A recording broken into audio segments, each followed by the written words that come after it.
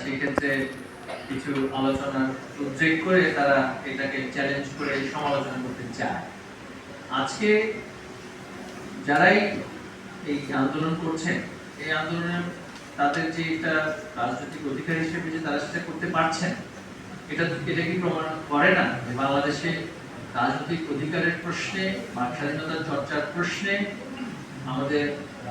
সরকার বঙ্গবন্ধু শেখ হাসিনা সরকার কারো উপরেই কোনো বিধিনিষেধ এখানে নেই, এবং মানুষের সেই স্বাধীনতাটা অবশ্যই আছে। তবে যে বিষয়টি নিয়ে এখানে আন্দোলন হচ্ছে বা একটা চাহিদা সৃষ্টি হয়েছে বা সেটাকে বহিঃপ্রকাশ ঘটানো হচ্ছে যে আমাদের যে সড়ক অবরোধ করার মাধ্যমে বা ব্লকেজ কর্মসূচি নেওয়ার মাধ্যমে, সেটা যেহেতু আমরা সরকারে আছি,